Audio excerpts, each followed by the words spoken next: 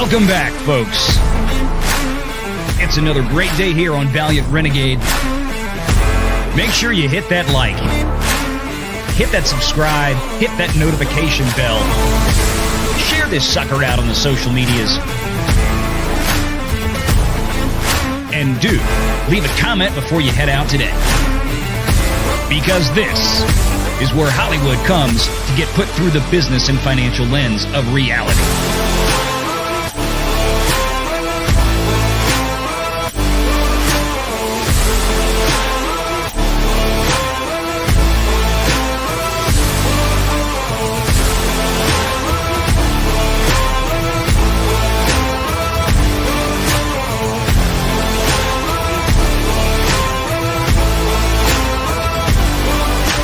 It's time.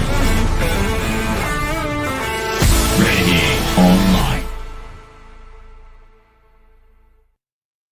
Online. Don't have cars, don't have driver's licenses. So it's sort of a vestige of, I think, post-slavery laws where Black people had to prove their right to vote. And oftentimes they couldn't vote because they couldn't pass some crazy test or they didn't have the appropriate ID. It also affects women that are married. Maybe your passport reflects something that's different on your birth certificate or on your driver's license.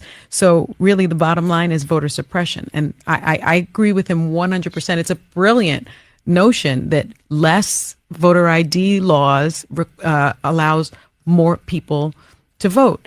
And most democracies do it that way. We're the only ones that really don't do it that way. Right. Yay, we're all dumber right at the outset of the show. Yeah, I mean, yeah. I mean, look, making me dumber than I started out is not that hard. Because I'm starting out, right? But, okay, so what, I mean, why are you picking on this lady? This is like a street person? Oh, no. You don't recognize? This is Sunny Hostin from The View. Yeah, I figured, you know what? I'm going to open the show with this clip because, God, do I still have this in my queue? God, I hope I still have this in my queue because I haven't played this in years. Sunny Hostin. You get this one. What you just said is one of the most insanely idiotic things I have ever heard.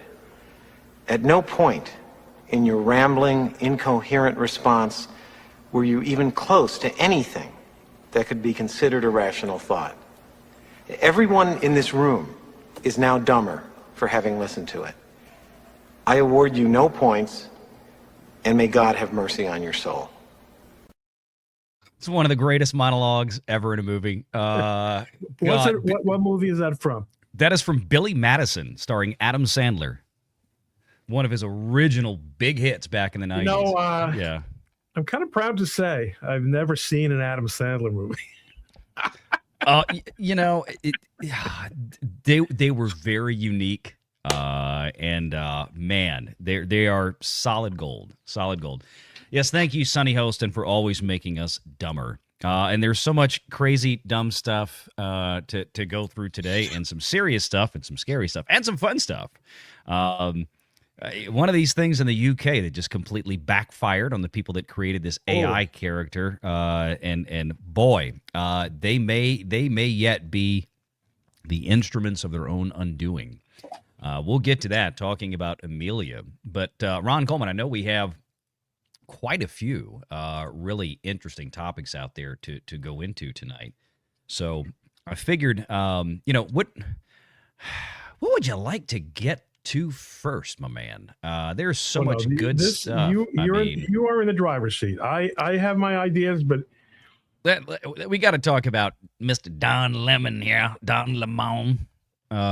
Judge rejects a criminal charge against Don Lemon over a church protest. Now, this goes into something that happened a few days ago, right, Ron, where we had this pack of weirdos, to say the least, that showed up in a church in places that, well, you can imagine about where that was. I think that these actually turn out to be the people who were originally hired to be the 7 diverse non-standard people in Snow White. Oh, that's right. In fact, they're up for the entire cast basically is up for a Razzie this year, including the worst picture. The 39th annual Razzies, which takes place the night before the Oscars. Snow White is leading the pack with nominations, including worst supporting actor as, and I quote, the entire cast of dwarves. So no, but I mean the ones from the leaked picture. Yes, the original ones. Sure those are the guys who were in the church. Yeah, I think you're right. Let's show everybody what we're talking about here, and you can see a dual view camera. This is what we're talking about. This is some guy who walked into I don't know if it was a Catholic mass or something. It was a Christian church, I believe, and just decided to disturb it in the middle of a service.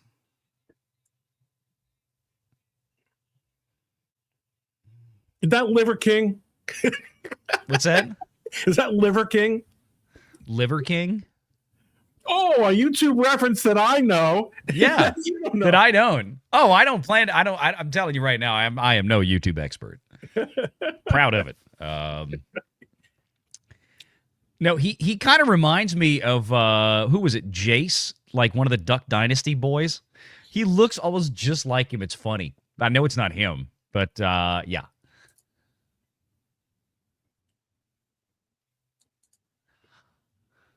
No sound?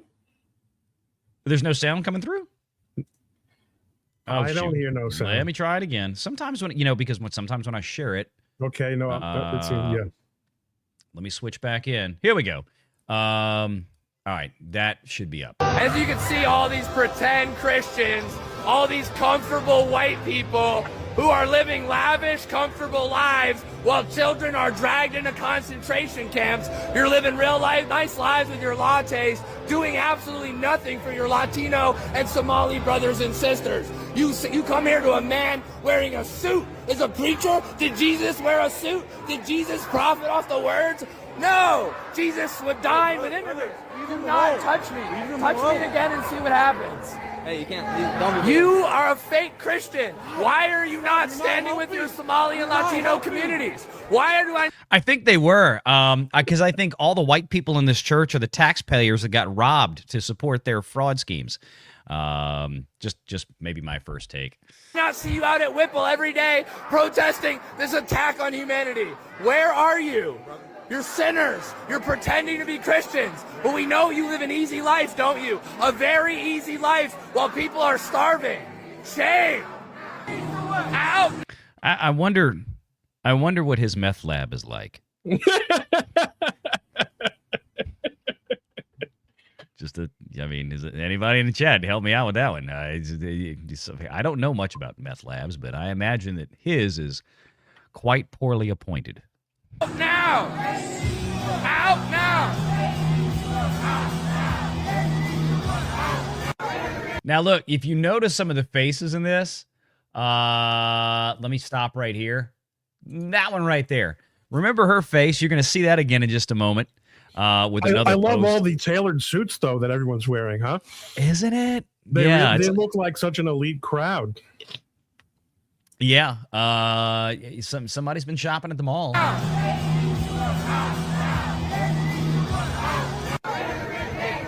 Living real comfortable while the people starve. Living real comfortable while children are dragged into concentration camps. You're all living real comfortable, aren't you? Shame on you. Do something. Stand with the Somalis. Stand with the Latinos. Quit ignoring this injustice. We're going to stand with them all the way to the airport and watch them take off on a one-way flight back to Somalia. I'll be happy to do that. Have they actually deported any Somalians? I don't think so. I think I think they've. Well, It's coming, I would imagine. I think they have a few. I know. I thought there was some activity in there that was deporting some Somalians, especially. I mean, we're talking about the illegal ones here, right? But I wouldn't be at all surprised to see maybe some visas and whatnot that are getting revoked or have been revoked, and then there's going to be some activity that circles back on those folks as well. He's a Meshuggah. He's a Meshuggah. Mm-hmm. A You want to crazy explain that to the people. chat? The crazy people. Okay. I was going to say, explain that one to the chat. Yeah. But yeah, this guy following around everybody, and he went out there, and this same guy, and I think I have it saved in here. He went out there with I believe it was the police chief and the mayor, and some of the stuff is mixed in. Yeah, here it is. Here I think. This guy, well, no, that's the same one. He did a press conference saying, "Come on and arrest me. You're not gonna arrest me if you want to, and all this." Well, guess what? He got arrested. That's how well that went for him. He wound up, and you can see. Well, I'll just show you the still image here. There he is, and he's got his "I love Donald Trump" hat on. So. Yeah. This guy. But he wasn't the only one, right? And that's what this brings is against the law, folks. This is against the law. It's against the law to do it anywhere. To go into anyone's house, anyone's private property, and disturb what people are doing there and have a demonstration. But there's a special federal statute. And rather ironically, it protects two specific kinds of private property. One is an abortion clinic, and one is a house of worship. Mm-hmm. One of those two things is protected by an actual constitutional amendment. Just to be clear. One of those two things. Specifically. So these guys have been charged under the FACE Act, and probably I'm aware of the details, but it's going to be. Mr. Yellowstone is probably going to give us a good show during his trial. One would think so. And we've had some super chats come in early. And I want to grab these real quick before we jump into we're already in the black for tonight. I mean, I would think so. What else we do? Yeah. And here you go, right here. Snarky dropped you 50 Ron Coleman channel memberships over there. Thank you, Snarky. And he wasn't done. He threw down $100 on my channel as well. Protect our rights to faith. May the crazy get what they asked for. Thank you very much, Snarky. You're awesome, dude. We appreciate you. Really, really do. Let's see. What can I give you? Well, I mean, it was kind of... Nice. Not thrilling, but nice. Okay, he knows I'm kidding. But I hadn't pulled that one out in a while. Thank you very much, Snarky. That is outstanding. And, for all these protesters out there in Minnesota, we just have one thing for you. Try harder not to suck. I just, it's, I would try it. But again, as always, Snarky, you know our motto here. Let me start out by saying this. If I offend anybody today, I don't give a shit. Yep. Okay. Yeah.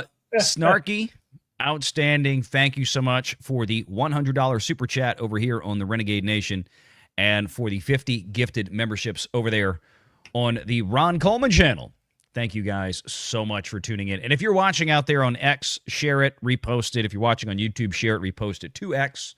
Come on, the water is fine on YouTube. This is where you get to have some fun in the chat. I wish X got a little bit better on the chat. I'm looking forward to it one day. Maybe we'll get an upgrade out there for it. Marcus Quintus also slams down a $20 super chat here. Says, so if Iranian citizens are burning mosques down like they are the beacons of Gondor, will that mean they will need to look for Trump at sunrise coming from the west? Just curious if there is some prophecy or something. I think it was at dawn. Look to the east, if I'm not mistaken. But I get what you're saying, Marcus. I know where you're at. Yes, that was from the two towers. On the fifth day at dawn, look to the east, said Gandalf. But yeah, that's another whole topic right there. It's good to see. I think, Ron, I mean, the Iranian citizens have been so oppressed by their own government now for what, 40 years-ish, 45 years, something like that. And maybe there's some pushback, especially now that there's a lot of pressure on that regime from the Trump administration. The first one that has really put a lot of pressure on there since the first days of it, when Reagan laid down the law about releasing hostages. So, any thoughts on that? This is all, very interesting to you.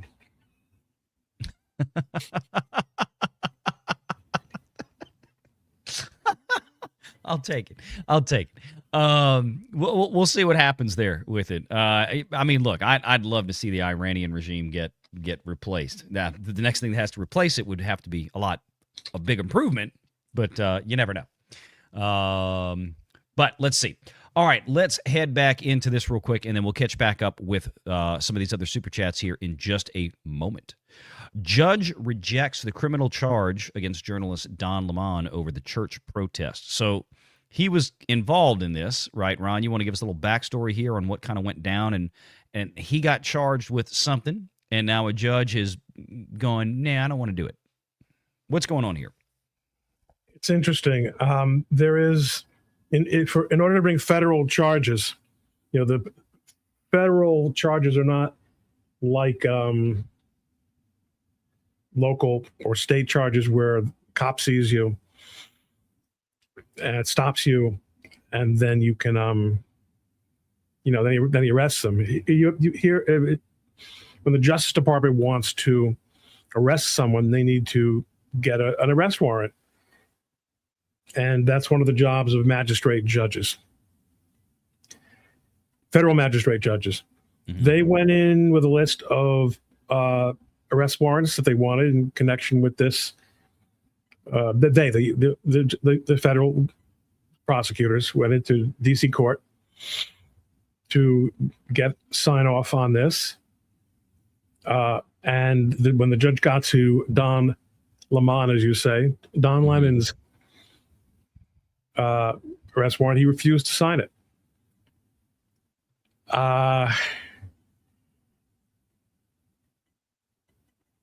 It's a little bit strange. It seems so. Yeah. He is an activist judge. He signed without any questions, hundreds and hundreds of arrest warrants for January 6th defendants. I was just about to ask you on that same question. Yeah. He is also a naturalized United States citizen. Mm. And, I don't want to be prejudiced about it. My mom's a naturalized United States citizen also. But she's not a traitor. Ooh. I'm not saying this judge is a traitor. No, nobody is, but your mother certainly is not. My mother is a great American. Anyway, yeah. So that doesn't mean that it's not a dismissal. They can get an arrest warrant from another judge. That was my next question. Or they can also proceed on what's called an information. They can arrest him and get him indicted later. I had a little bit of a debate with my friend, the lawyer Mark Randazzo, who is a big free speech guy. And he believes that it would be a mistake for the administration to prosecute Don Lemon for what he did here. And I said, maybe, but on the other hand, there's a really big perception out there that famous people don't have to answer for their conduct in a way that unfamous people have to. Unless, Ron, your name is Donald J. Trump. Right. And then you don't get have to shit even made have up done- about you. You don't Yeah. even have to have done any conduct. You know? No, you don't. They will go out of their way to make stuff up about you to prosecute you or try to prosecute you. Yeah, and I wondered about the federal judge involved in this because, of course, in the last 12 months, Ron, since Donald Trump was he was inaugurated for his second term, we have seen nothing but exemplary behavior from federal judges following the letter of the law each and every single time without question and without fail. Oh, wait, no, we haven't. I'm sorry. Silly man. Silly man. Very silly man. You know, every one of these shows needs at least a small dose of bullshit. You know, it's kind of how it goes. No, but in this case, I wondered about this judge, and then I wondered where they could proceed from here because I look at some of the quotes here, and I don't know why this ad is not moving away. Actually, let me try to refresh this page because that ad seems to be stuck there, and it's right in the middle of the article. In social media post, Attorney General Pam Bondi did not mention Lemon, but named 3 other people arrested Thursday over the protests at City's Church in St. Paul. Nakima Levy Armstrong, William Kelly, and Chantil Allen, a member of the St. Paul School Board. And we'll pull up the images of these other folks in just a minute. Quote, our nation was settled and founded by people fleeing religious persecution, Bondi wrote on an X post quickly reposted by the White House. Quote, religious freedom is the bedrock of this country. We will protect our pastors. We will protect our churches. We will protect Americans of faith. To me, Ron, it seems like that's a fairly reasonable statement by the Attorney General, particularly when we consider some of the more recent string in history of violent, deadly attacks on houses of worship. Yeah, I'm actually very glad that she made that point. It's really, you know, this should be a third rail. Absolutely. It's a constitutional issue as well as a statutory issue, and it's outrageous. I mean, and it just goes back to what we've been saying about how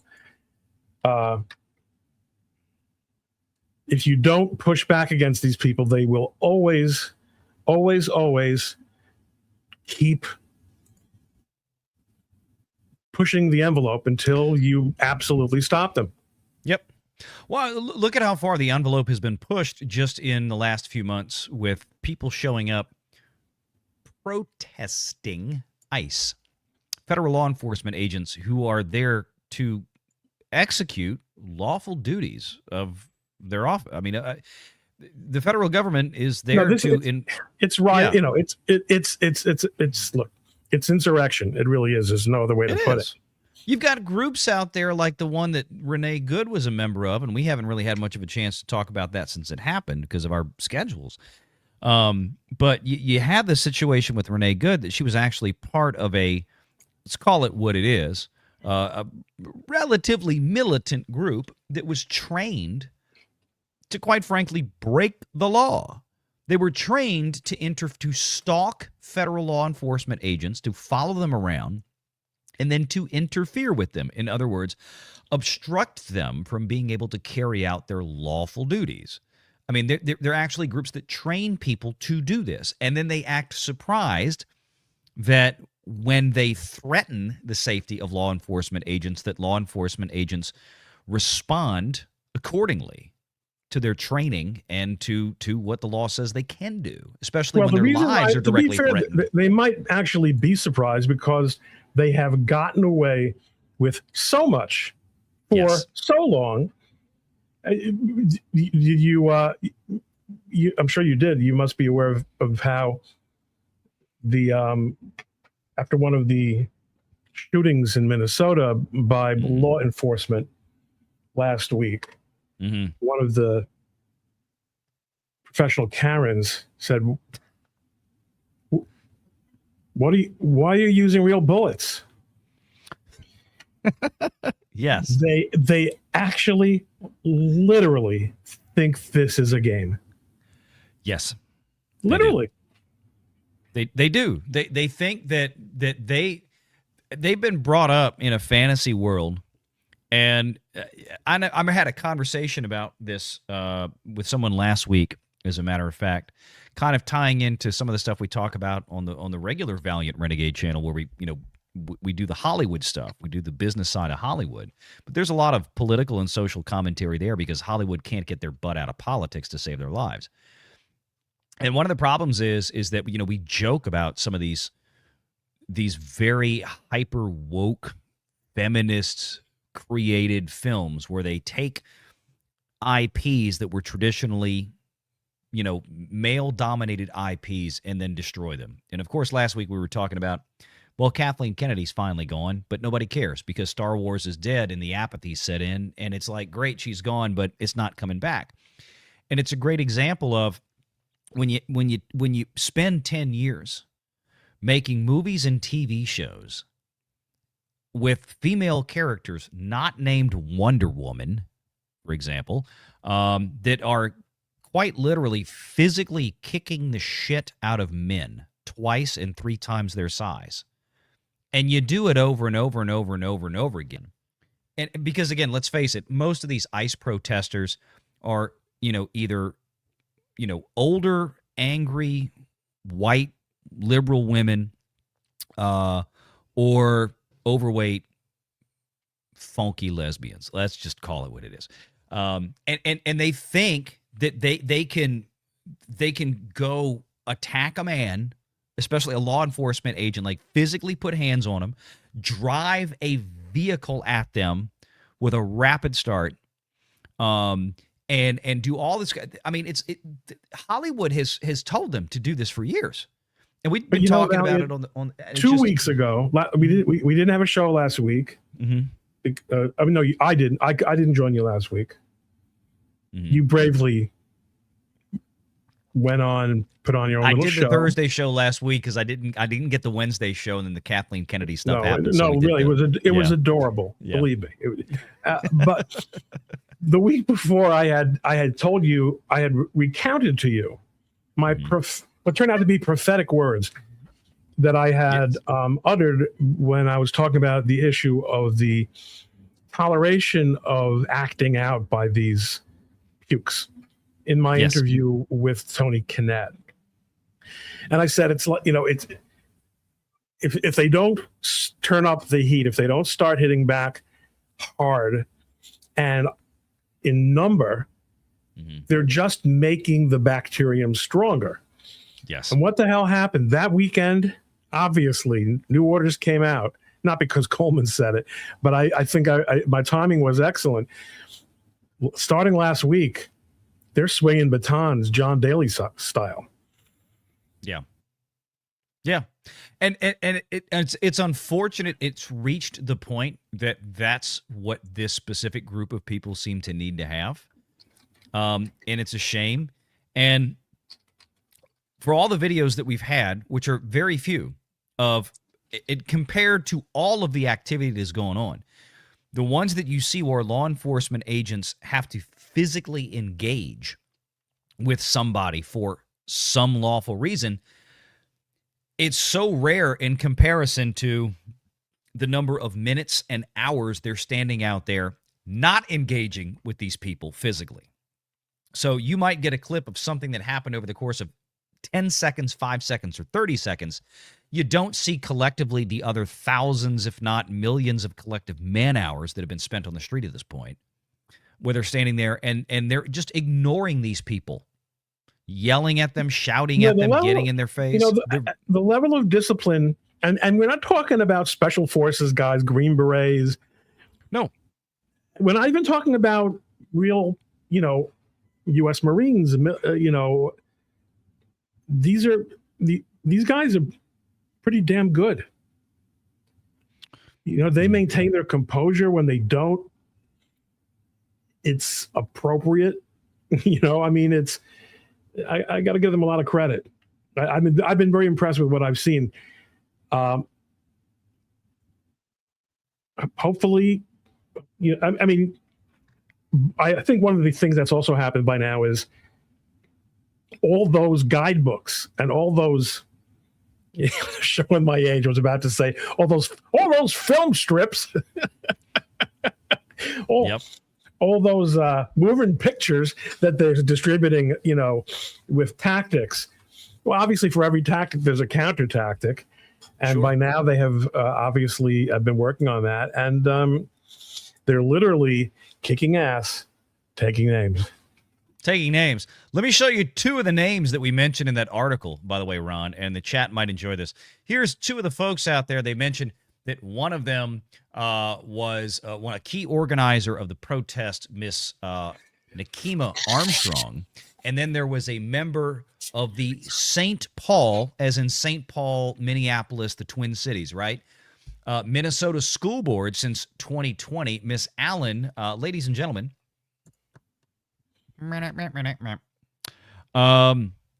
Of course, a lot of people are asking, what shape is that? We don't know. I can't answer that. That's for something to Twitter to decide. But here's the other two folks that were arrested in connection with this.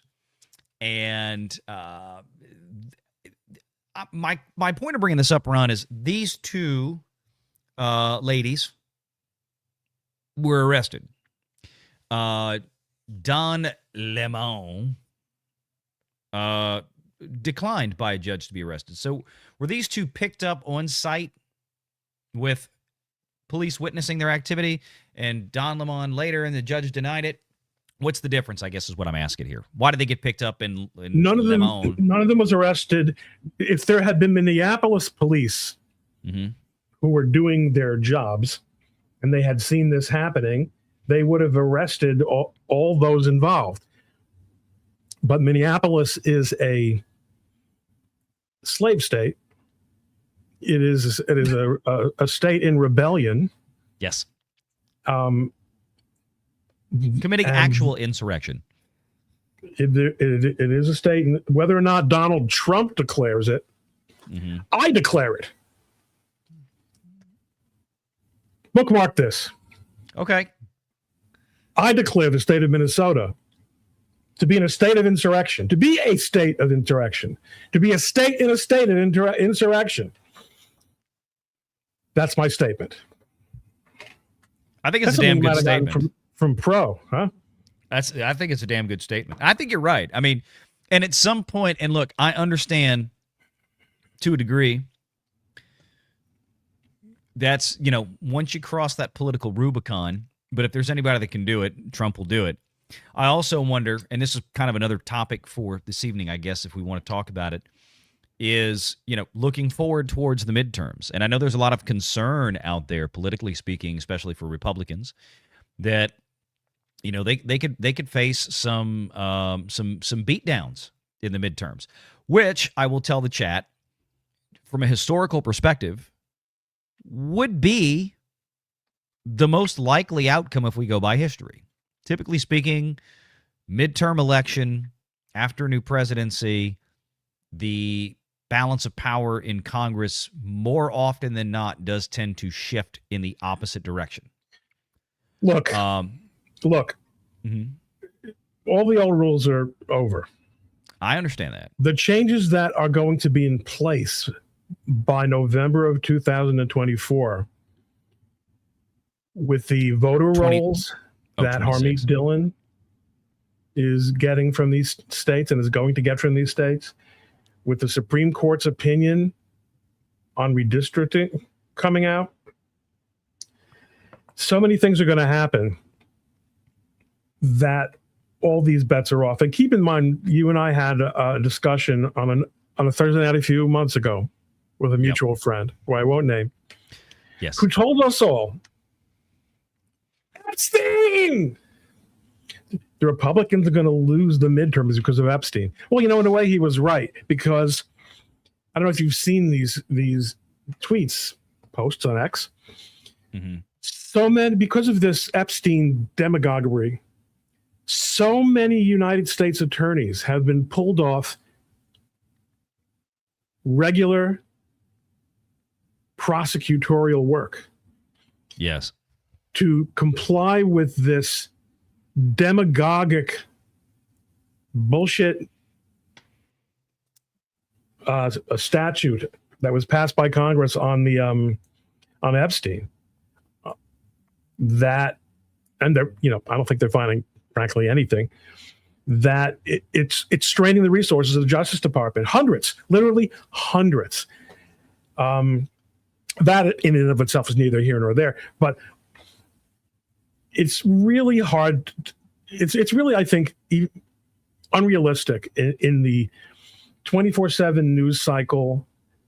When we're living in a world where you wake up Sunday morning, or Shabbos is over in my case on a Saturday night, and find out, oh, the president of Venezuela has just been yeeted. Yes. Oh, he was beyond yeet. I mean, he wasn't even yeeted.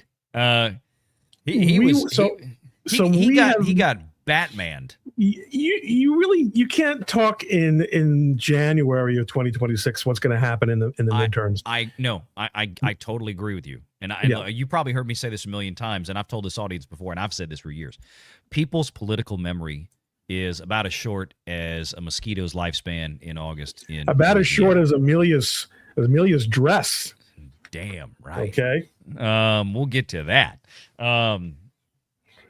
AI chicks are hot. Sorry, what do you want me to say? At least not all of them. Not all of them. No, but oddly enough, a great deal of them. I wonder why.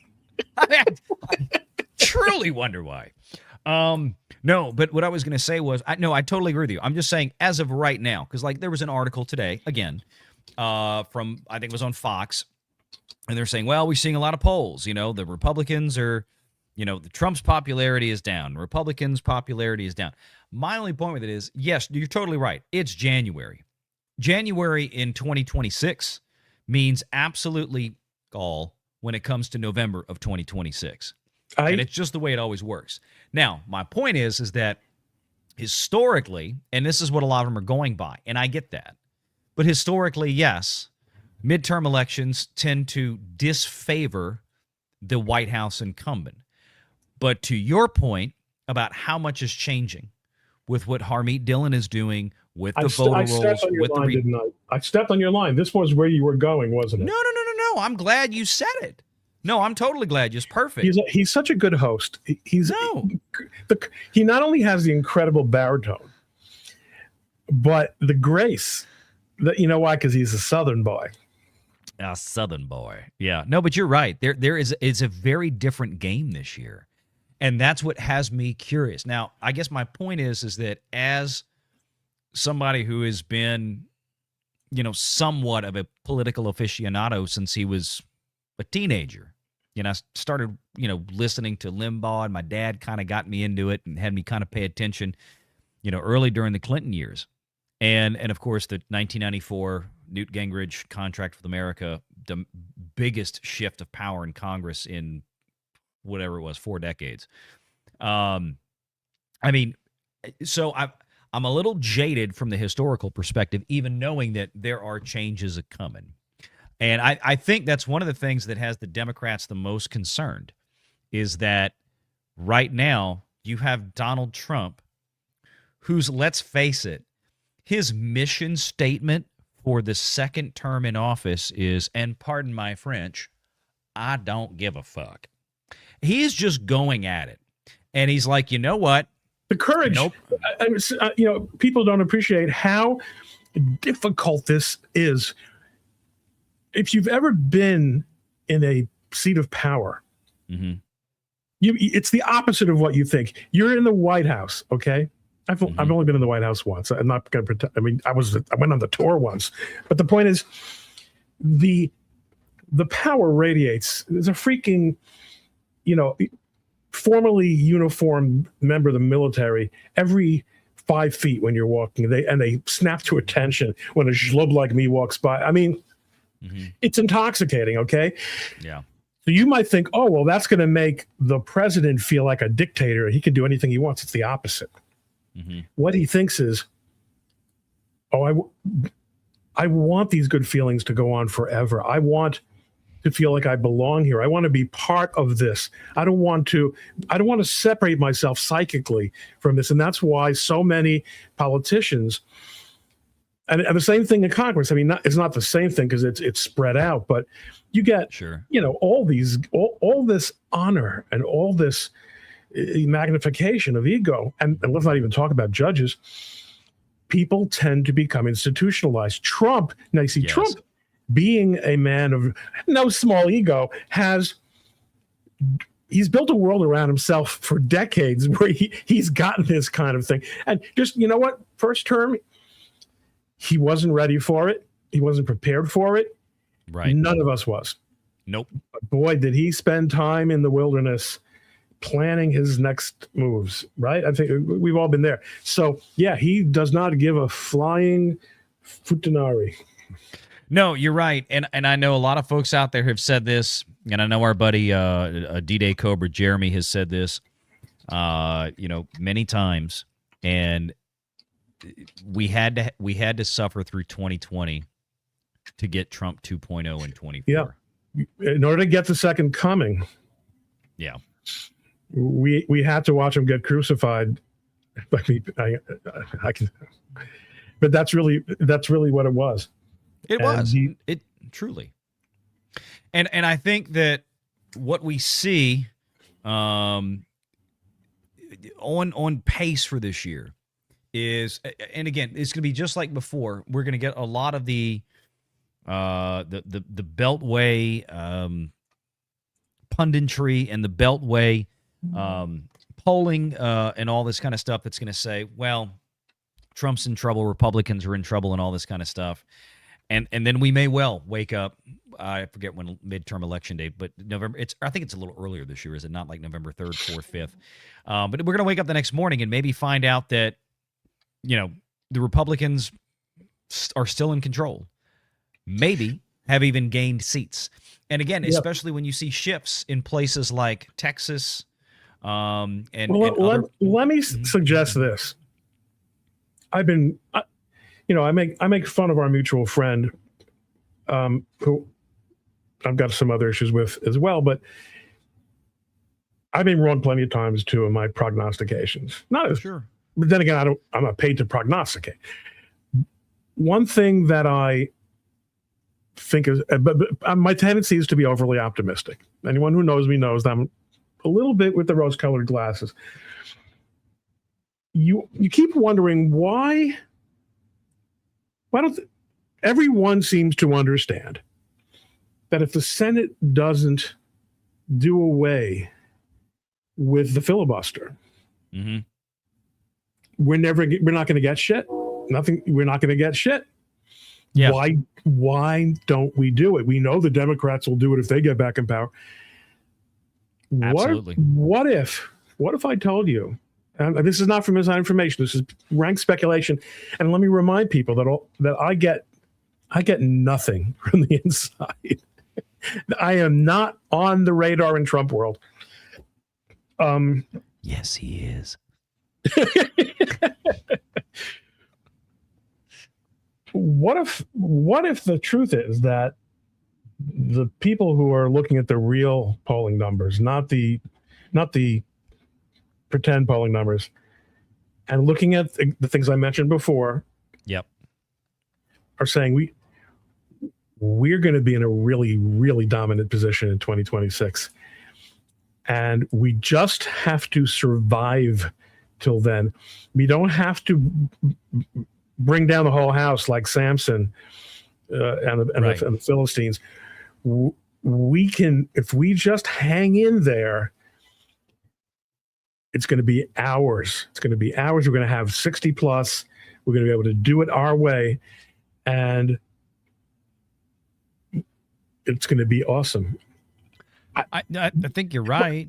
Well, the reason I think that also is that it's so obvious.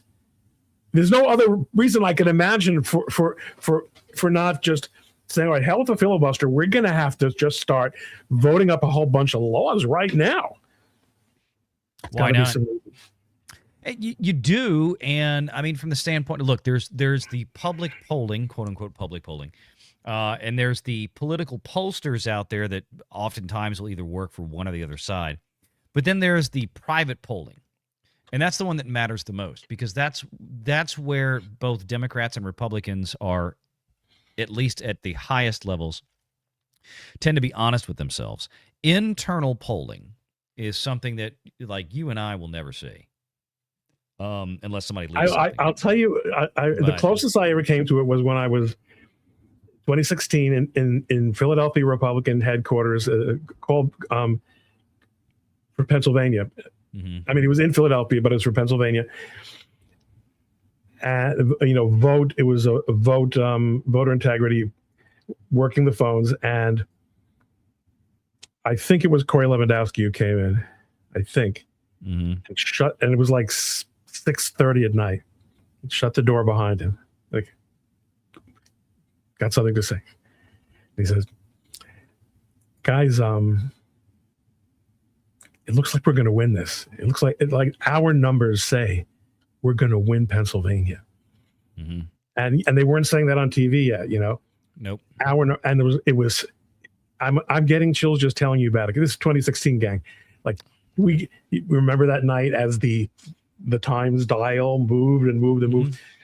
Really going to always be one of the most exciting moments of my life that I can speak about publicly. Hillary Clinton went through 2 bottles of vodka as the dials moved in Pennsylvania alone that night. But you're counting, to be fair, you're counting the one she threw with the Secret Service. That's true. That's true. No, the internal polling, and I'm not just talking about election night, but leading up to it. Yeah. I mean, no, parties, parties, candidates, everybody, they have their own internal polling data, and they know what's. And again, you got to remember, and the difference is this for people that like, well, what's the difference between the internal? Why is it so much better? When you're Gallup, or you are Ipsos, or you're Harris, or we can go on down the list. Rasmussen, of course, right? And Rasmussen's one of the better ones out there, like Atlas and like Trafalgar. But a lot of these polls are designed and built to favor one candidate or one party over the other. Let's be honest. We all know that's the case. So the way that the polling is done, the numbers are skewed maybe more to one side or the other to get a little bit more desirable result, because they're not trying to inform a candidate or a campaign on what's really happening. They're trying to shape and mold public opinion. And most people out there, especially the vast 35% or whatever, 40% in the middle, right, the undecideds nowadays, they want to be on the winning team more often than not. So if you keep telling people, well, this candidate's going to win, this candidate's going to win, this candidate's going to win, it drives people in there. Whereas internal polling, right, and it's not cheap to do. I can tell you even some shitty little local campaigns in Louisiana, some of the money that they have pumped out to have private polling done. And it's basically to see how viable their candidacy is. If it's really positive, and it's got to be honest, they'll share it with some of the biggest potential donors they have in order to squirrel more money out of them. So usually internal polling documents, they want the most accurate data possible, because if you want to win, you need to know where you really are. You need to know what's working for you as a candidate and what isn't. Well, not only you need to know, fundraisers are not going to write checks, right, to lose without you being able to show them. Right. No, don't worry about what you're hearing on the from the corporate media. Here's what's really going on. These are the demographics where I'm actually hitting it, or where my man is hitting it, or whatever the case may be. Right, exactly. So it can be very different. We got a long way to go before November, though, and there's going to be a lot of things happening between now and then, I promise you. Look at, and just to give you an idea, think about when some of these polls that came out yesterday and today were done. They were done a few days ago, right? They were conducted probably Monday or over the weekend. And Dow Jones went down 800, 900 points. What was it, Monday or Friday? I don't remember, because it's already pretty much been erased. And that's my point. Oh, no, tariffs again. Donald Trump, Greenland, all this crap and blah, blah, blah. And I'm already on the phone with clients. Okay, you remember last year in March and April when we had this conversation? Oh, yeah, I forgot about that. Exactly. You'd already forgotten about it. Shut up and leave me alone. Let me do my job. It's the same thing here where this one went even faster. You know, we had this huge panic that dragged the markets down in one trading day, like 2% or whatever it was, which 2% in one day is big, right? A movement in either direction in 2% in one day is a pretty big day. And then it was basically gone. It was like, oh, okay, never mind. But it's like that in politics. It's the same thing. It's what we think about today in January and go, oh my Lord, we're all going to die in November. It's not going to be the case in November. It could still, but don't judge it by January. I just lovingly reminded he's dead, Jim, in my chat. Mm-hmm. Stop blackpilling. There's nothing, nothing Republicans can't screw up. I get it. I get it. Oh yeah. It is an emotional defense mechanism to be pessimistic. Don't get your hopes up. Don't get your hopes up. I get that. Under promise, over deliver. I understand that. I understand that. All right, let's get back to Super Chats, but I got to start with this one. Starkey for $200. I pray for the sake of sanity, the best president in our lifetimes gets a midterm win to allow him to see through his vision. It's good for us. I'm confident in that. I can give you, Ron, any kind of reaction to that? I know I got some thoughts on it, but I wanted to throw it to you first. I mean, he can say anything he wants for $200, but he nailed it. Of course, I mean, yeah. No, I mean that is what I was just saying. Is I would like to think is not only the plan, but that there is internally. I would like to think a firm belief that that's how it's going to go. I agree. Here's my issue, Snarky. The Republicans have got to actually let their balls drop if they win. And I'm talking about the ones in Congress. Don't you have a video for that? Balls drop. God, let's please not. I feel like I would get in trouble for that one. No, but the point, my point is this. Donald Trump, his first term, he had a lot of, he had very favorable politics when it came to Congress for at least 2 years. And the Republicans didn't do much with it in Congress. Donald, and people are like, well, Trump didn't do. Donald Trump can't initiate a bill that's not his job constitutionally. It's got to have, the House has got to start something, especially tax bills. You've got to get it through the House. You got to get it through the Senate. So the Republicans have to get there. I mean, they're there now. They have power enough, and I get the filibuster in the Senate. But you've got to actually use it. And there's a lot of people out there understandably skeptical, not of Donald Trump, but skeptical of Republicans in power in Congress that tend to not take advantage of opportunities that are handed them. Yeah, no, there's no question about that. And there are definitely go along to get along guys. Yeah, and also there are some genuine turncoats. I guess genuine's the wrong people who really are turncoats. People who, I mean, Liz there's Cheney, some Republican chicks in the Senate. We all know who we're talking about that are worth more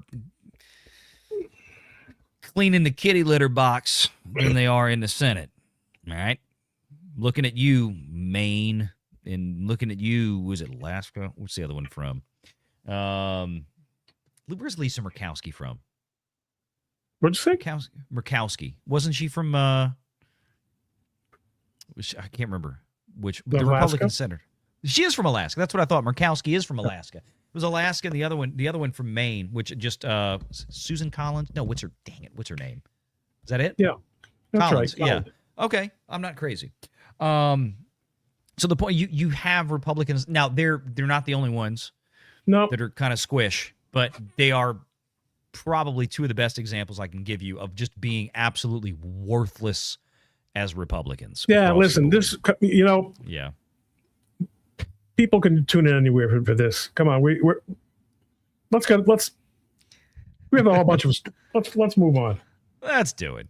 All right, we got. Oh yeah, some Republicans are real rhinos. Okay, yeah, we check. Okay, let's move on. And the third for 2. Oh, we can do super chats. Let's effing go. Yeah, you always can here. We just don't have memberships on my show, but you do have them on Ron's. Packing for 5. Ron, is there something Trump can do about the corrupt judges problem? Big part of the problem. Now, be careful when we use the word corrupt. To me, corrupt means someone's being paid. Someone is not, I don't really believe that on the federal level, that's really an issue. I think that there are judges who are very biased, and sometimes their bias could indeed involve financial issues. I don't want to name any names because I practice in front of some of those judges. But you know who you are, gentlemen. But corrupt in the sense of they are not true to their what they're supposed to be doing. Is there anything Trump can do about it? Not really. Is there anything the Department of Justice can do about it? You can be quite sure that they're doing everything they can, trying to file cases outside of Washington where it's possible. There are marginal things you can do, but one of the things I had hoped, and I think unless and until there is a change in the Senate, it's not going to happen, that I had hoped for was that there would be substantial judicial reform from Congress, and it has to come from Congress. Yes. And federal judges, they're appointed for life, and short of any of them retiring. Nailed it. Yep. Yeah. It's Trump can replace a vacant seat with a higher quality judge, but he can't force a judge out of the chair unless the judge is, commits some major crime and goes to jail. Well, even then, it's a Congress thing. Yeah. Snarky says for 2, and thank you for all the support tonight, Snarky. You've been outstanding. It says the race card is so overused and abused. Amen. Packing for 5. Wait a minute. What happened to the hot blonde female lawyer without makeup? Looks an awful lot like Ron. Because Danny was on the other week. That is a terrible thing to say about Danny. Danny was trying to join us. She wanted to hop in last night for the Vixen show on the main channel. She couldn't make it. She's so busy. She's got mommy duty now. And then her husband he just opened a new restaurant, if I'm not mistaken, out there in Salt Lake. So they're working together on that. So they're a busy family. But hopefully Danny will get back in real soon. We love having her. Michelle and all the girls over there on the Vixen show, we have them. They is Danny coming? We love Danny. They have fun together. I love doing that show every month because I kind of get to sit back and chill and just let them go, and it's so fun. So we'll get back to that soon. We'll get Danny back in here soon. Marcus for 2. It would be a shame if Don Lemon resisted. Just saying. And I know I'm pretty sure that's who Marcus means by he. Maybe you should have said she. Don't assume Don's pronouns, Marcus. William Thompson for 2. I'm available for the panel. William Thompson, every show. That's his thing. I'm available for the panel. That's his. I love it. Thank you, William, for being here, man. Appreciate you. Be safe on the road tonight if you're driving, dude. Hopefully you are not driving through the crazy freaking weather that's coming this weekend. So I hope you got a few days off because I can't even imagine it's going to be driving a fully loaded 18-wheeler through that crap. Yeah. We're finally getting real winter. So listen to this. Yeah. 18-wheeler, listen. There's an old Jackie Mason routine. I'm like, guy drives a truck. He's a controller in the trucking industry. Okay. That's the closest I'll ever come to driving a truck is being a controller in the trucking industry. But I do have a Jeep Grand Cherokee, which is not a bad, for an old Jewish guy, that's what you want to drive when it's going to be a couple feet of snow. Yeah. And I've had this car for 33 months. Okay. It's a 36-month lease. See where I'm going here. Yeah.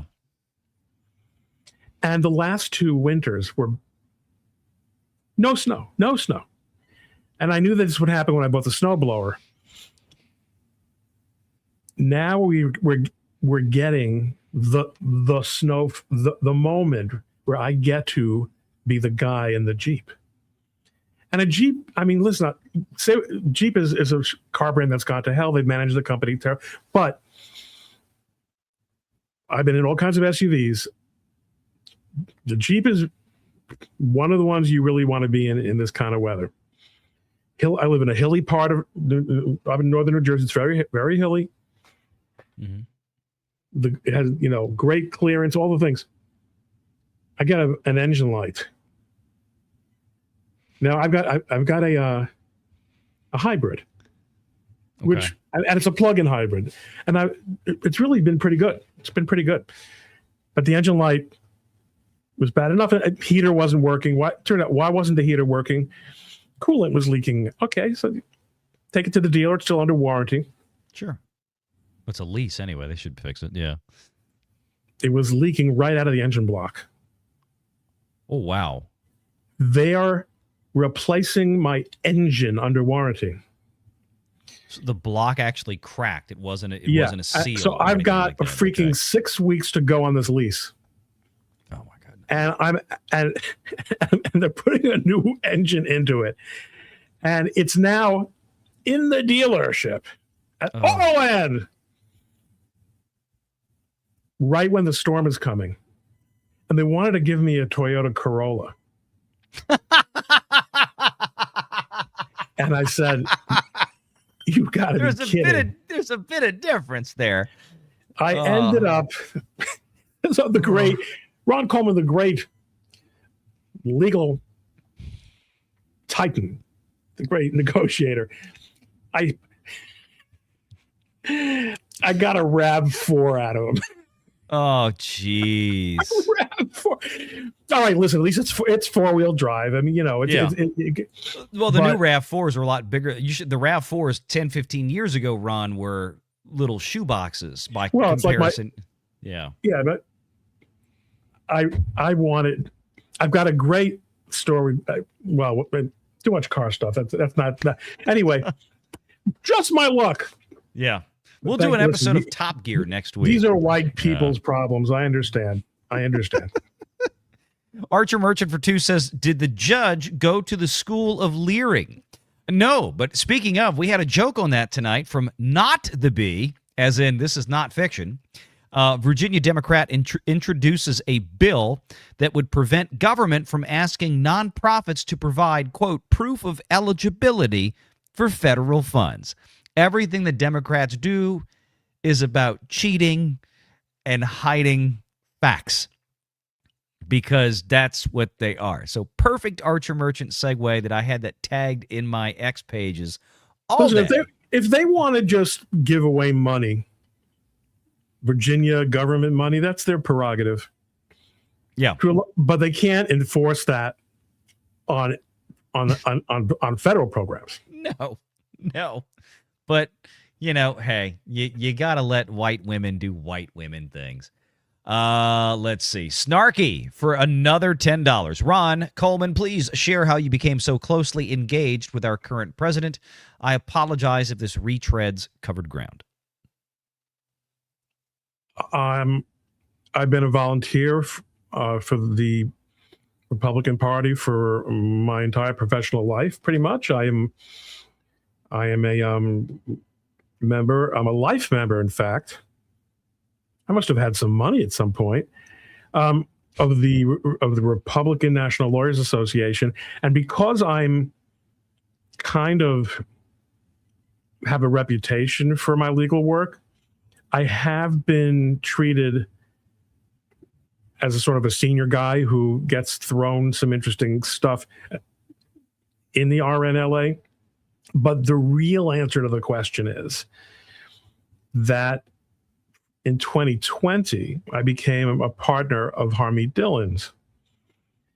And she's actually close to the president. She has spoken to him many more times than she could count. She is actually, I think now that she's with the government, she's not, but she was one of the chair people of the Republican National Lawyers Association. I was never all that much of a politico myself. But through Harmeet, I got the opportunity to represent the campaign and to represent Donald Trump himself in a number of matters through the firm. We're really through a glass darkly. Now, it also happens that I know some of the people around the president, but it does really, trust me. I'm not even followed by their communications people. I'm just not a thing with them. So I'm not engaged in any way. I don't represent them now. I am doing some trademark work for a company that he's involved, though the president himself's not involved with, what some of the Trumps are. I have fun. That's pretty much the answer. It's a lot less interesting than I wish it were. Well, I do and I don't, because one of the problems I had, one of the reasons actually that I did not stay with the Dillon Law Group, and that I did not seek a job in the administration, was the discipline that was imposed on me when I worked with Harmeet in terms of commenting on matters, statements or decisions made by the administration. I didn't appreciate it. And I felt it was, listen, it was her relationship, and later also David,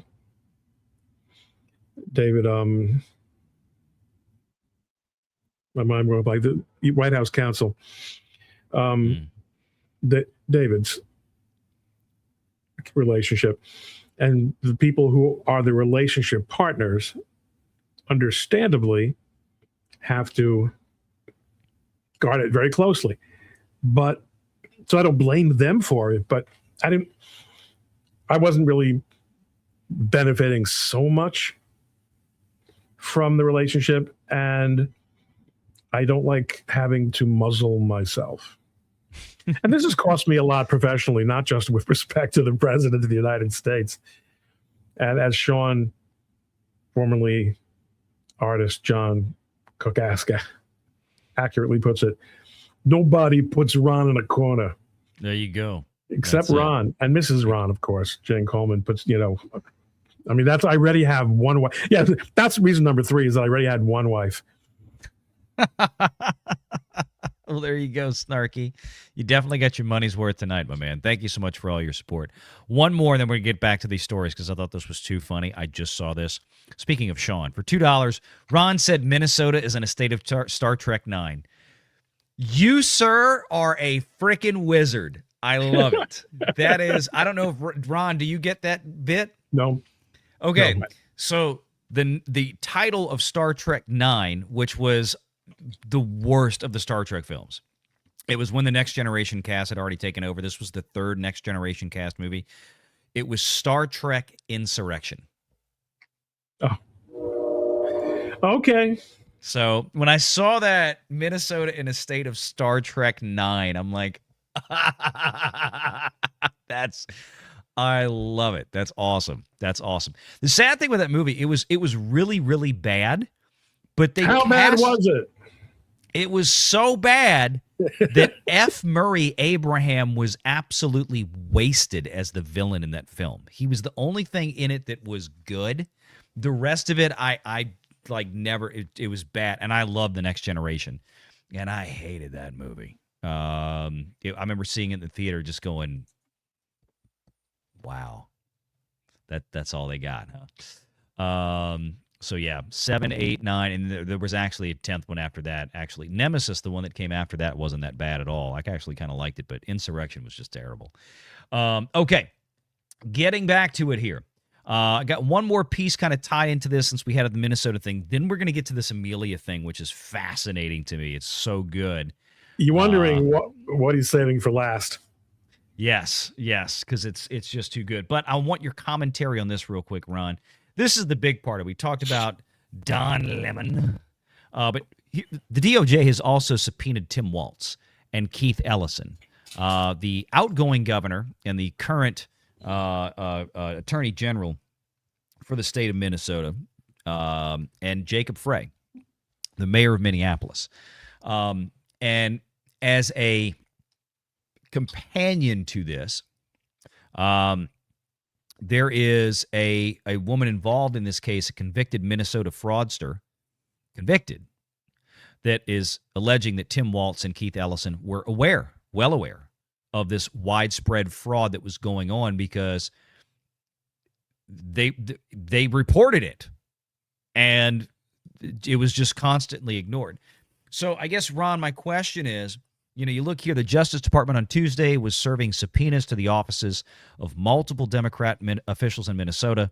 Governor Tim Walz, Attorney General Keith Ellison, Minneapolis Mayor Jacob Frey, in connection with a probe to an alleged conspiracy to impede federal immigration officers. 3 sources familiar with the matter told CBS News. The subpoenas represent a significant escalation between the Justice Department and Minnesota officials who have clashed over the Trump administration's intense crackdown against immigrants living in the state illegally. In other words, illegal aliens. I like how they put immigrants living in the state illegal. I guess they had to try to soften the blow there. So this is not even in relation to the fraud side yet. I mean, to the Somali fraud. This is just statements, actions by Tim Walz. So when we talk about why don't they pull the insurrection card, this seems like this is a step, maybe one step removed from that, Ron. What do you think here? I have to say that anything that I would tell you that I think about this, I would just be completely winging it. I don't know. I have not paid close enough attention to this. I mean, obviously, these are target-rich environments. Very. To say the least. I don't really think you could. I think you could put a blindfold on and get legitimate hits in the Minnesota government and politics. So there's more, faster. Yeah, please. I just, here's the thing, though. I just think, again, I look at this as the fact of, but for Donald Trump, would any other administration have the nards to do this? I mean, they've gone after a governor and the attorney general and a mayor of the capital and largest city in the state. I mean, it's a pretty rare thing. I mean, it's not an arrest, but the level of fraud here is unprecedented. I mean, it's always been there. It's always been there. And part of the tragedy here is that it's always been there, and the Republicans have always known about it, and they have done nothing about it. And it has cost us considerably. Well, and like I said, we haven't even hit the fraud side yet. This is just for them interfering with ICE. So, I mean, there's so much more to come. But I thought this was. Remember, the reason they're it is, of course, it's about the fraud. Well, yes. Okay, you're right. I know they're interfering with ICE because they're protecting the fraud. Yes.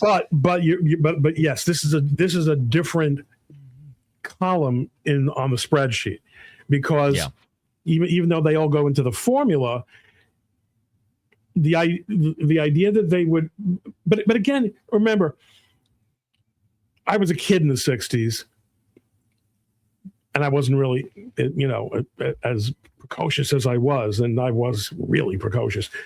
I wasn't. That's a joke, folks. It was not like anyone in government in those days said we should permit riots. Riots are a good thing. I mean, there was unrest, and there were riots, and there were violent protests.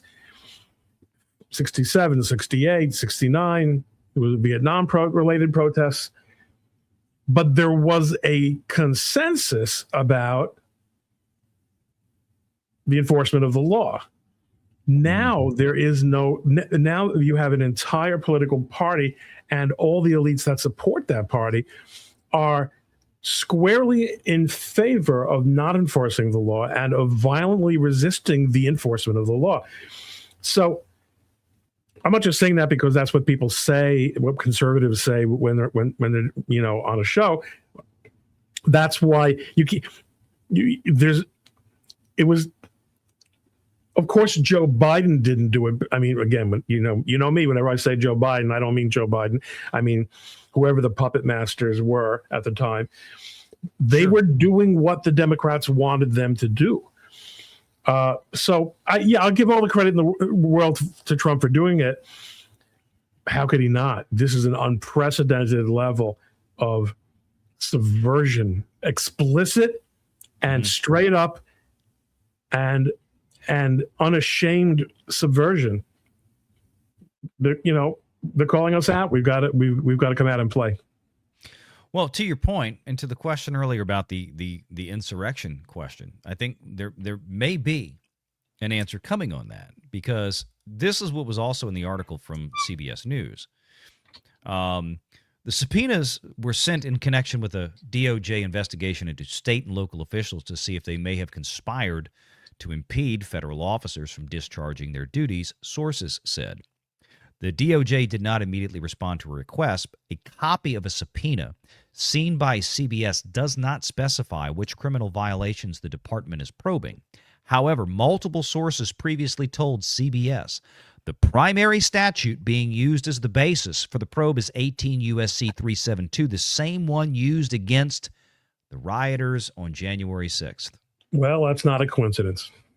No, it isn't. So the point is that the DOJ is obviously now, okay, you wanted to play that game. Now we're going to play that game too. And so the interference with federal officers, ICE agents in this case, with the lawful exercise of their duty by the governor, by the mayor, telling them to get the F out and telling people to protest them and get in their face and whatever else they're telling them to do. Again, Tim Walz is so much in the right that he suddenly decided out of the clear blue sky to walk away from what would have been probably the easiest reelection of his life. And he's leaving. He's decided to quit and walk away. So help me understand that. I mean, why? Okay, he's gonna get nailed. He sees the writing on the wall. So what? Why not still exercise power?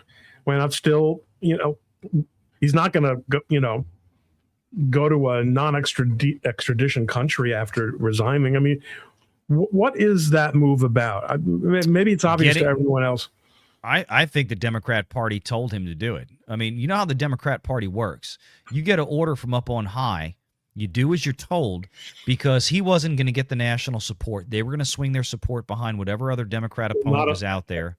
And remember what happened to Senator Menendez. Menendez? Oh, Bob Menendez? Yeah. Bob Menendez? Yeah. He didn't obey orders. No. And he was prosecuted by the Biden administration. Yeah. Go back 30 years now. Bob the Torch Torricelli and Frank Lautenberg coming in 2 weeks before that election. I mean, it's New Jersey Supreme Court said, that's cool. Yeah. It would no basis in law whatsoever. But they had the Supreme Court go ahead and rubber stamp it for the Democrats. I mean, just unbelievable. So, any case, wanted to just bring that up. So we have to keep our eye on that. But we're going to get to this Amelia thing. Let me clear some of these out real quick as we were going down here. Ham the Third for $10. The overall midterm results is not going for the Blues because they keep grabbing that shovel and digging the hole deeper and deeper. I think they hit sewage and say it's clear water at this point. You're not wrong, and I hope you're totally right come November. I think they have really cautiously lost, optimistic too. I think they have, even aside from all the the technical stuff and the political and the legal stuff. I don't mean the political, but the legal stuff. They are so far away from the middle. Yeah, there's a reason Kamala Harris lost, and even in the years since then, they've gone even kookier. I really do think it starts to make a difference. And I mean, after all, what was this thing 2 weeks ago when Democrats started in that uniform way that they have that's so charming on social media when they all tweet the same thing? They all decided that yeah. Hamas was bad now. What? Right. Internal polling. There you go. Once again, That's it. They realized that, notwithstanding what your radical activist base is telling you, your voter base, your union base, your mom and pop base, they don't like terrorists. What do you imagine?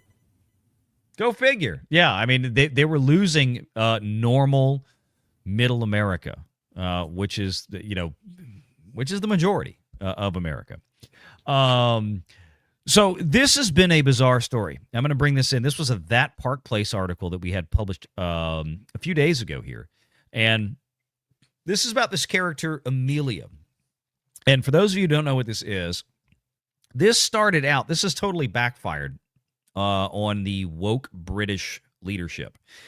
And if you don't know what's going on in the UK and has been going on now for quite some time, if you've been living under a rock, it is a country that is being or has been overrun by incompatible immigrants. And when I say incompatible, I mean culturally incompatible. You probably heard countless stories about Britain is just not that British anymore. I mean, that was a line that John Cleese delivered probably 5-6 years ago now in a video. Britain doesn't feel very British anymore, something to that effect. And the reason is because there has been so much forced immigration thanks to previously the EU prior to Brexit, but even it's continued since then, from North African countries, Middle Eastern countries, and they're taking over swaths of the country. And they're not coming there to be British in the same way that Somalians coming over from Somalia and then going to Minneapolis are not really there to become Americans, by and large. They're there to bring their Somalian culture and live it out in the United States. This is not how a melting pot that Teddy Roosevelt called it is made. Britain has been suffering a tremendous amount of problems. So they come up with this cartoon of this character named Amelia. And she's supposed to represent all the bad guys in the bad way of thinking. That is to say that, she's supposed to represent people that just want Britain to be British and remain British and to basically not lose their own culture that they've had for damn near 1,000 years. It's kind of backfired, as it seems. And this is the article from thatparkplace.com. And then we also, again, I think there was a similar article on geeksandgamers.com. So for those of you out there that watch Geeks and Gamers, watch Cobra Cast over there, That Park Place and Geeks and Gamers, we've got a great news crew that is running both of those websites. So make sure you check them out every day. There's a lot of good stuff there. Sorry, UK government. It turns out your avatar of awful is actually someone that everyone wants to love. A fictional persona named Amelia has unexpectedly surged to prominence on social media, particularly on X. As a character at the center of debates about British society, etiquette, and online culture, what began as a minor element of an educational digital project has turned into a viral internet phenomenon, prompting discussion far beyond its initial context. And we're going to play some of these videos. They are awesome. Amelia originates from a UK government-funded educational project designed to teach media literacy and awareness of online radicalization. In other words, this is yet another British government brainwashing bullshit program, is what it was meant to do. To basically quell regular average British citizens. The same people that they're literally arresting for fucking tweets and putting them in jail. Has anyone seen any of these original official Amelia videos? I mean, I'm sure someone has, but yeah, this is one here. This is kind of a piece of it here. I don't remember if this is a video. I think they started out just as like everything I've seen has been like a still image like this. And this is, the UK government's back Pathways game. And it was a game because I don't have access to the game. I couldn't. I mean, there might be something on YouTube out there, but this is basically what it is. Designed to teach teenagers about extremism has been disabled. Amelia, one of the game's characters, went viral online with memes and fan art, but her storyline is now reported as inaccessible. So they build this game called, this government or for the program Pathways. And the whole thing is about just as strangely enough, just as socialists typically do, they go after the youth to corrupt their minds. The youth. Don't make me play the My Cousin Vinny clip because I got that one in here too. The two youths. The two what? Two youths. Don't I'm going to go down this road. But this is the point: is they made a game, a video game for teenagers. And this character right here with the purple hair, waving the British flag, saying no entry, was supposed to be a bad character, a character to make teenagers hate her because she was xenophobic or whatever. And she was the one that was saying, no, we don't want Islamic invasion in Great Britain. No, we don't want people from other countries that don't share British values coming in here and basically eradicating British values. And that's exactly what's going on. When you have the Muslim call to prayer being blasted out over Birmingham at 5 a.m. now, I mean, like it or not, they in some shit. Try to go out into, I don't know, any Middle Eastern country and blast out, a Catholic hymn at 5 a.m. and see what happens to your throat. But they expect to do it in Britain and they expect to do it here. So this character was created, Ron, and of course it didn't take long for somebody to make Amelia into Sydney Sweeney. And we can all just appreciate that. But the character, here's the thing, it backfired. It did not have the intention that the game creators intended, because it's been hijacked by just normal British citizens, and now what we have is a slew, and I mean a slew, of these viral videos out there that is it's rallying Britain in a way that people like Keir Starmer, who is what's the technical word, Ron? Pussy. That's the one I'm looking for. Yes. Right. Who is an absolute pussy of a man. Yep. And he's so I'm going to try to go in order for this. So this is what kind of kicked it off, and I'm going to show people here. This is how, and I think this is if I'm not mistaken, I think this is let me scroll down, make sure I got the right one. I think this is the guy that has kind of been originating this. Let me go back into my bookmarks here and make sure this is the right one. I think it is. They even have ones now with Harry Potter. Yeah, this is it. So here it is, Huff for Congress.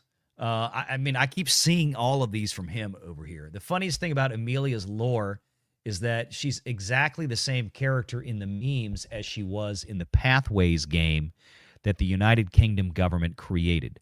We didn't change a thing. We simply set her free. And his description of what he did to create this is amazing. So we got this image that we saw here a moment ago from the cartoon. And then this is the AI generation that they fed in and made her like a real-looking human being. Of course, it's AI, but they just took the cartoon and they said, make her real. But that's a real-looking human being right there. Yeah, and look at this. She's just burning a picture of Keir. I mean, this is the kind of thing that they did some anime versions of her, and this is why she's getting the name. I think is the British waifu, which is Japanese anime reference. But here you go. I love this. The prompts were simple, and we're gonna play this video. You're gonna love this. The prompts were simple. First, I told Grok to look at every single Amelia meme on the internet. Second, I said, quote, become Amelia, then make a video and tell the British people what you want them to know. Here's the surprising result. And this is literally just taking the memes that were on the internet, taking the game that the UK government made to continue to try to shut British people down from expressing concerns over the Islamic invasion of their country. And this happened. Hi, I'm Amelia. I'm English, and I love England. I like having fish and chips and a pint at the local pub. I like Shakespeare and Dickens, Tolkien and Lewis, Harry Potter. I like pork sausage and dogs and fashion. Haram! Haram! But I don't like that. Brits are famously polite, but it mustn't mean we're willing to commit cultural suicide.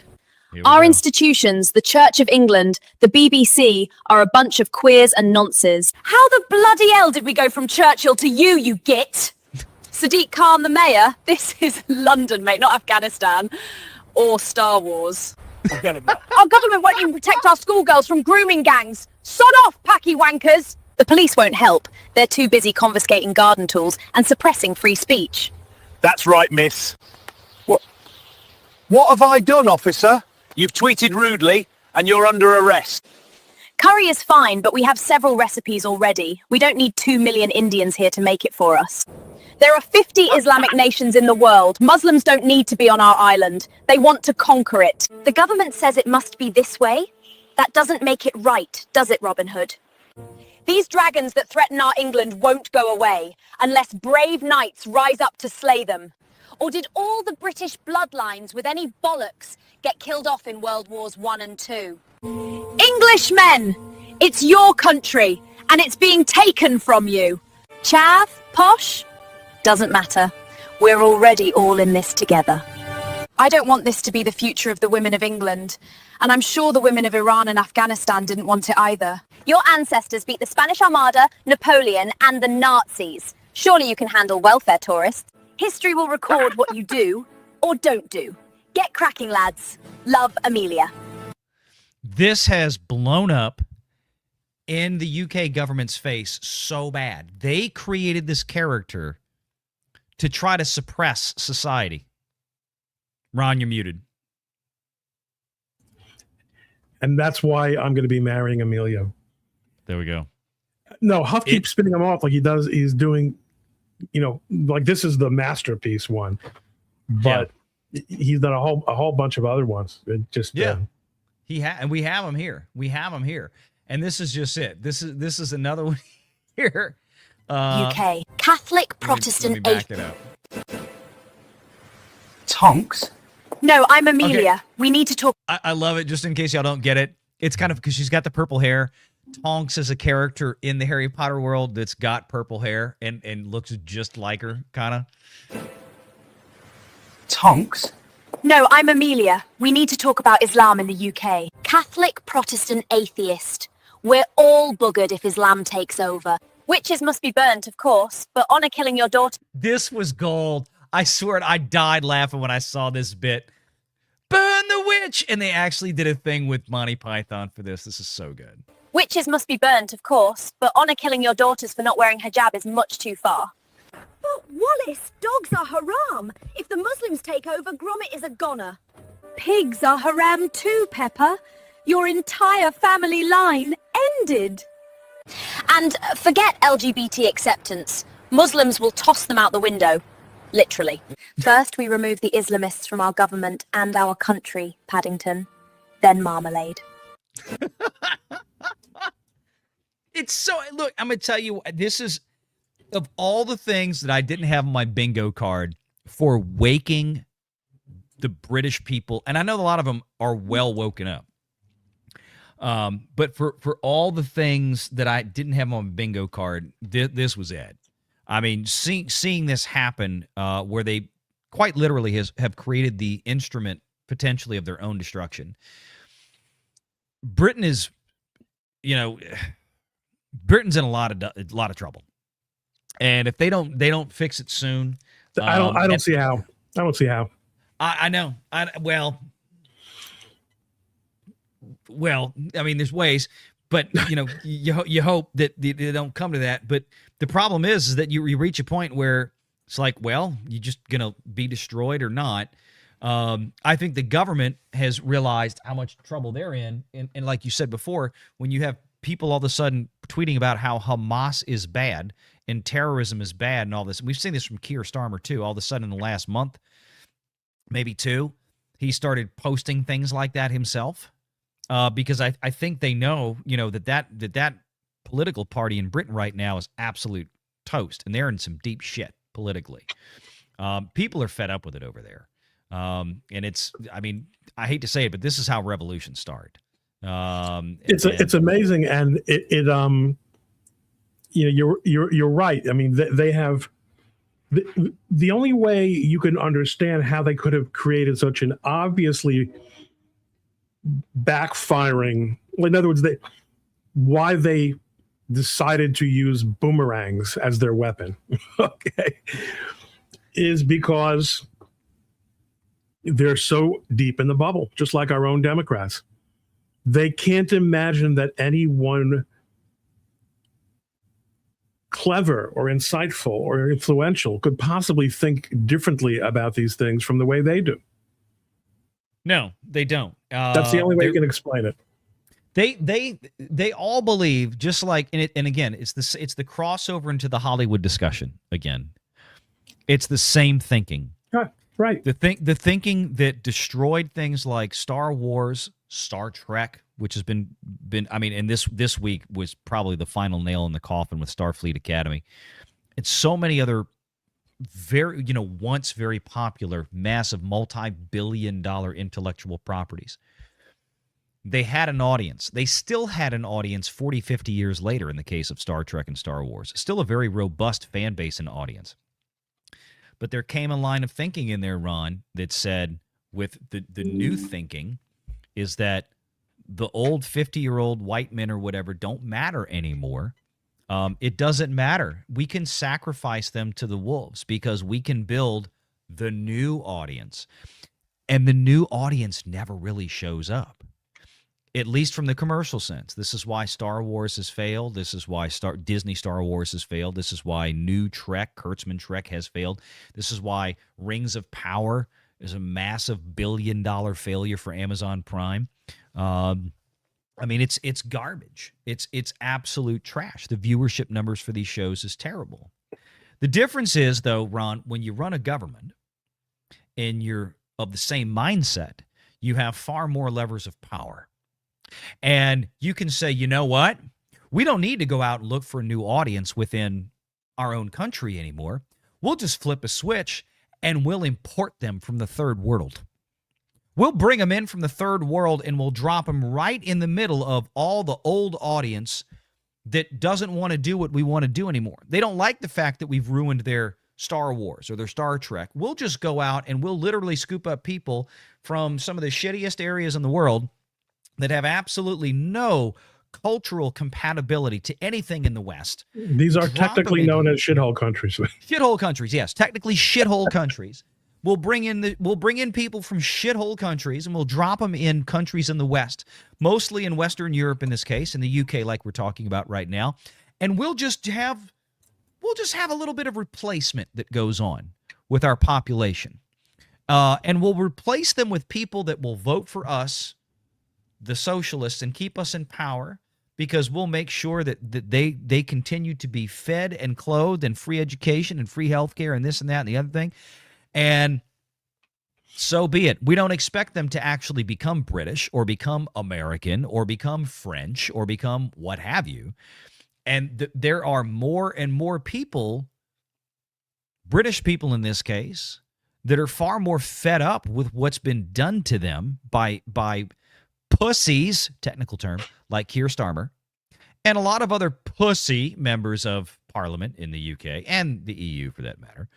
And there's a lot more people fed up with it than they've realized. And I think what's scaring them now is they're starting to realize that the younger people are not going along with them anymore. And when you see a shift in the younger generations that are moving, in America, more Republican, more Trump, allegedly, because they're seeing how far the pendulum has swung to the left. And I think you're seeing the same thing in the UK. I think you're seeing the same thing in Western Europe. But they don't have leadership. They don't have a guy like Donald Trump over there yet, and they desperately need one. They do, but I mean, the last look, they had Margaret Thatcher. Yes. That was a long time ago. That was in the 80s. That was a long time ago. Yeah, it Good was. times. Good times. Good times. So Amelia is the new thing. And, you know, this was the last. I think I don't know if there's another one, but I like this one too. It starts out with a Braveheart bit. Our country has been the setting of many stories of common men standing up to a tyrannical government. Have you ever wondered if you would stand up too? Or would you stay silent? Or even take the oppressor's side? Well, what are you doing now? Because, well, there's your answer right there. I don't mean Yankee wankers protesting law enforcement deporting illegal immigrant tax frauds. I mean our British government ignoring child grooming, whether by trannies or South Asians, but arresting teachers over pronouns. I suppose my question to you, Englishman, is, do you want your country more than Imam Mohammed just arrived to Birmingham does?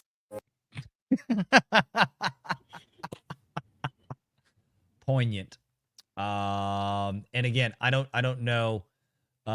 This guy's been killing it. I think, I don't know if we have any new ones since then. Oh no, apparently Germany has now made their own Amelia. Now this is heartening because if you really get a lot of these Western European countries starting this, let me tell you what, I never imagined AI would perhaps precipitate the next revolution here, but maybe so. I guess he's made several more. I'm assuming this, please. Hallo, ich bin Maria. Ich Ich bin eine Deutsche und ich liebe Deutschland. This is German Amelia, but I can't. It's in German, so I'm not gonna. Well, she said I'm a German and I love Germany. Yes. Ich liebe Rouladen mit Klößen und dazu ein I kühles love Bier this horrible German food. in unserer Dorfkneipe. I like how the camera just pans in right there. I'm sure that was an accident.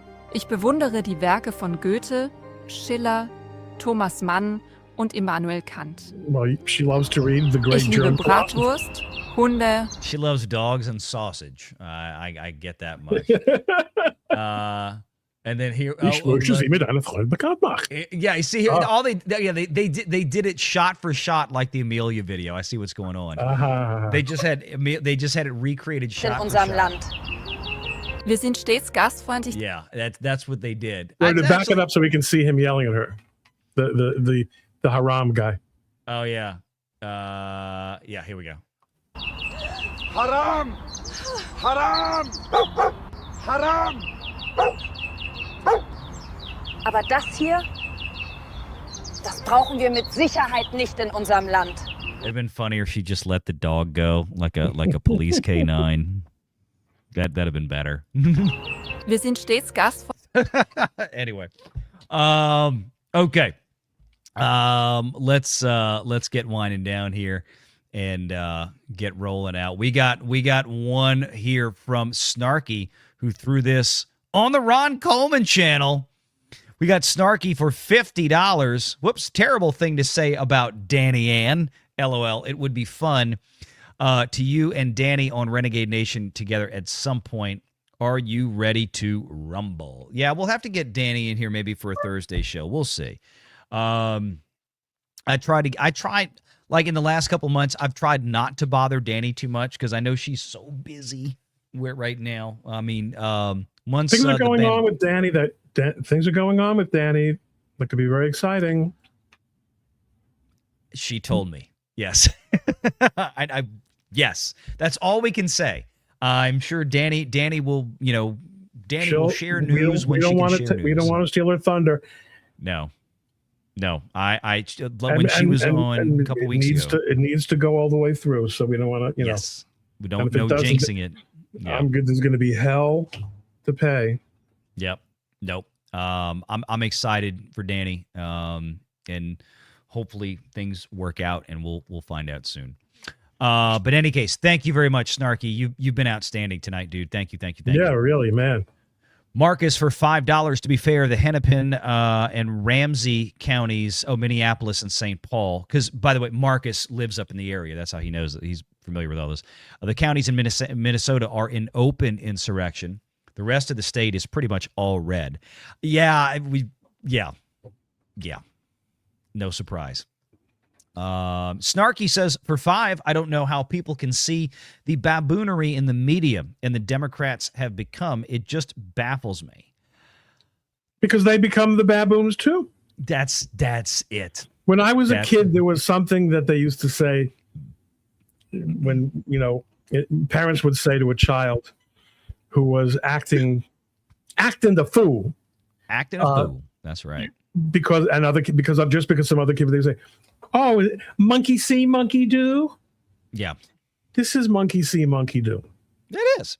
We could have had a whole show tonight just going through videos of Karens screaming their heads off at ICE agents. These people are. I couldn't do 2 hours of that. I'd we be in a padded would cell. Take a break and do Amelia. Yeah. On regular. Yeah. Yeah. Skull Leader says for $10, Ron, it has been my understanding that when someone commits acts of civil disobedience, one expects they will be arrested. That was the classic concept. It was. Letter from, what was it? Letter from Memphis jail. In other words, people were, the idea was I'm going to commit, like Martin Luther King did, civil disobedience, and I'm going to bear the punishment for it. That's part of the sacrifice that I'm making. That's part of the statement that I'm making. Right. Not this subversive, violent shit. No, it's completely different. Archer says for $5, to be fair, who had unlimited military access to Greenland on the January bingo card? So true, 2026 is shaping up to be interesting. Yeah, indeed. I can't wait to see what goes down with the Greenland thing. I mean, there's people the European leaders upset about this. It's the Danes in Greenland that get to decide. And I completely get it. And it's one of these things. We talked about this a few weeks ago with, other issues, especially like Venezuela and Colombia now. Take your pick.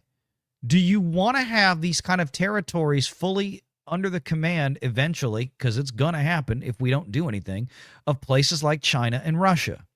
Or do you want it to be us? Pick your freaking side. It's as simple as that. And by us, he means him and me, Valiant and Ron. Specifically me, yeah. I'm the king of Greenland. Ron is general counsel. Consigliere. It's a long way to November, but it will be here sooner than we realize, says Marcus Quintus. Oh, indeed. Ham says for $2, you need to get Kersha back in on Vixens. I know I need to. Kersha's so busy, and now she's doing a lot of stuff with our buddy Craig over at Side Scrollers, like I think once or twice a week. Kersha's hard to get a hold of, but she is so smart. I love having her on the show. So I'm gonna try to hit her back up here soon. See if we can't work something out for the next couple of months. Marcus Quintus for $5, the video circulating on X of the Scottish piper playing over the Muslim call to prayer is fantastic. I've seen that one where they had they had the morning call to prayer blasting out like a wet fart all over the city. And then this guy on the bagpipes just walks up, and I think he's got like a sound system with him. He just starts rolling on the bagpipes right over it. That's the kind of stuff we need. We really, really do. Look, God bless you, go practice your religion, but you're not going to take over Western countries that, to go do it and set up shop there to the point where there's nothing to talk about. It's incredibly obnoxious. Yeah. It's very aggressive. It's really, it's unnecessary. It's just, it is above all, it's pissing out territory to see what they can get away with, and no one stops them. That's it. It's all about seeing how far they can get, and by the time y'all want to push back, it's going to be too late. Snarky says for 5, did you see Gary's Star Trek review that throws Brett Cooper in the filth? I saw. Okay, so I was watching the Starfleet Academy review, and I had the headphones in. I was in the office actually earlier this week, and I was working on a couple projects. And usually a lot of times I'm listening to stuff in the background on some headphones. I heard him throw Brett Cooper's name in there somewhere, but I didn't see the visuals. I don't know. I can't remember what it was in reference to, but I know I do remember Brett Cooper's name getting thrown in somewhere in that Starfleet Academy video. So I honestly, I couldn't tell you one way or the other because I just don't remember how it was referenced. Marcus for $2, thoughts on Trump's speech to the World Economic Forum or Foundation or whatever the hell they're called. We're not taking new subjects at 10:09. Okay, sorry. That's true. I haven't seen it, so I couldn't give you an opinion yet. Yeah, Marcus, I'm glad you're retired and you have time to consume all this content. But we have real jobs, I'll have to try to check it out tomorrow while I'm at the office. I got a few things I got to wrap up because tomorrow and Monday are going to be kind of long days because Tuesday I'm heading out going to Orlando next week, which again, we won't have a show Wednesday next week and probably won't have a Thursday show next week because I will be at National Dance Competition. But maybe Ron Coleman will have a show on his channel next Thursday night. Yeah, we'll see. Imagine. But thank you very much, Marcus. Packing for 2, they don't do call to prayer in their territory. I'm not sure that's right. I don't think that's right. Yeah, they're called to prayer all over the Islamic world. Packing protons for 2, Miami sending police to homes over Facebook posts now. I haven't seen that. Yeah, I haven't seen that. There are a lot of people in Florida, including the governor, who would not let that happen. So if that's happening, I'd like to see, and I'd like to learn more about it. Indeed. I didn't see this one. Packing says for 5, actually VR, Danny is awesome, but I was joking about Sevi. Oh, Sevi from last night. Okay. Especially if she's single and can take sarcasm. I don't know if she's single. Sevi, Ron, and for people in the audience, she's kind of one of the newer crew members that's a regular with Geeks and Gamers. She is an attorney by trade, but she specializes in a lot of, if I'm not mistaken, like a lot of corporate litigation stuff. But yeah, Sevi was great. We loved having her on the Vixen show last night. I've been wanting to kind of get her in since because I catch her on Drunk 3PO show on Monday with the Geeks and Gamers crew. She always has a good time there. Hanging out with all the boys, and she does a good job. So we were happy to have her. So yeah, maybe one day we'll get her in over here to hop by. I think that's it. I think we're all caught up. Appreciate everybody watching. Look what Snarky just did. Oh Lordy, he just dumped another one in there. Insane. Snarky with Snarky. 20 Thanks for doing it on my channel because he doesn't give up. He does not cut me in. Okay. It's always some season coming up. It's always some deadline. Nothing. We need you, Snarky. Right. Thank you so much, guys. Guys, as usual, it's been an incredible simulation of reality, spending the evening with you. Indeed. I've got 2 more hours to file this reply brief in the Southern District of New York in yet another one of those cases where I'm ridiculously underpaid. I'm not like Sevi, like a fancy corporate litigator, but then I also don't go on Geeks and Gamers. There you go. All right, guys. Just another crazy get rich quick scheme over there, Ryan.